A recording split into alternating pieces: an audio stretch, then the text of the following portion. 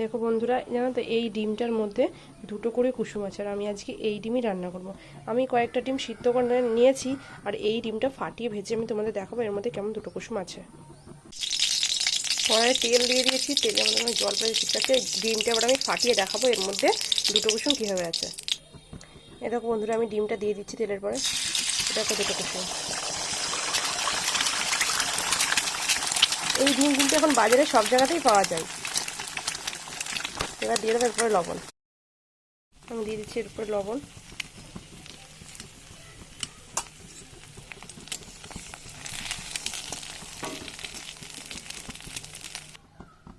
এই দেখো বন্ধুরা, ডিমটা তুলে নিয়েছি, কি সুন্দর লাগছে না দেখতে।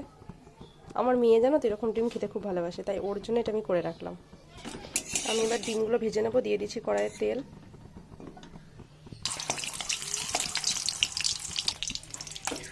এবার আমি ডিমগুলো ভেজে নেবো ভালো করে। বন্ধুরা, ডিম তুলে এবার আমি আলু ভেজে নিচ্ছি। আমি আলু ডিম ভেজে তুলে নিচ্ছি। এবার দিয়ে দেবো আমি পেঁয়াজ কুচনো। এগুলো দিয়ে আমি বেরেস্তা ভেজে নেবো। এই দেখো পেঁয়াজগুলো কালার চেঞ্জ হয়ে গেছে, এবার আমি পেঁয়াজগুলোকে তুলে নেবো। কড়াইয়ে আর একটু তেল দিয়ে আমি দিয়ে দিচ্ছি জিরে আর গোটা গরম মশলা ফোড়ন। এবার এগুলোকে ভালো করে আমি একটুখানি ভেজে নেবো।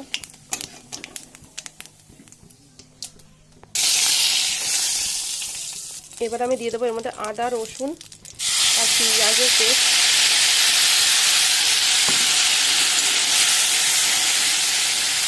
এবার দিয়ে দিচ্ছি আমি লবণ, দিয়ে দিচ্ছি হলুদ,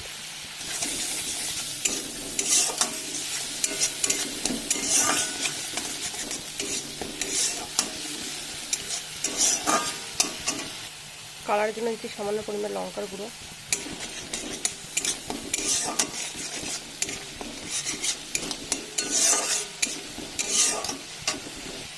আর দিয়ে দিচ্ছি কয়েকটা গোটা রসুন।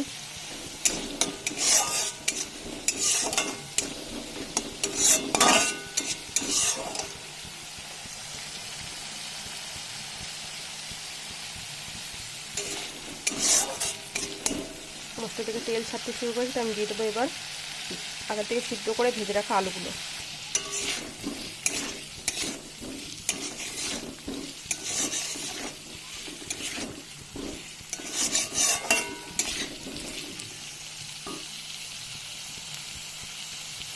আমি যেহেতু এখন দুটো ডিম রান্না করছি, মশলার পরিমাণটা আমি খুবই কম দিয়েছি, তোমার ডিমান্ডটা মশলার এবার দিয়ে দিচ্ছি।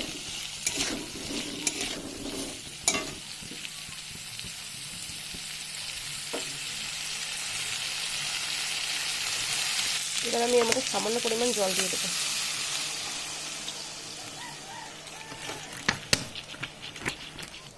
এবার আমি এর মধ্যে ডিমটা দিয়ে দেবো।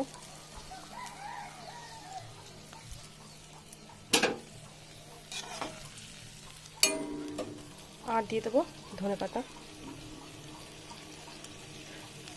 আমি একটু ধনেপাতা বেশি করে দিয়েছি এর মধ্যে।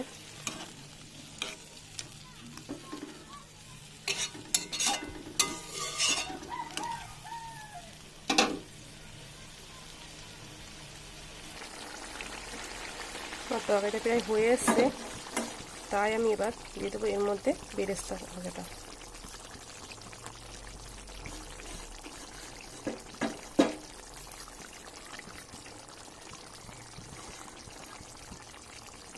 এবার আমি হালকা করে একটু নেড়ে দেবো।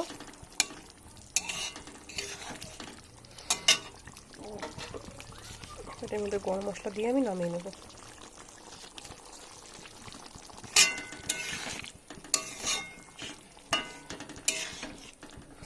আমার ডবল ডিমের কুসুম রান্না রেডি। তো আজকে ভিডিওটা এখানে শেষ করছি।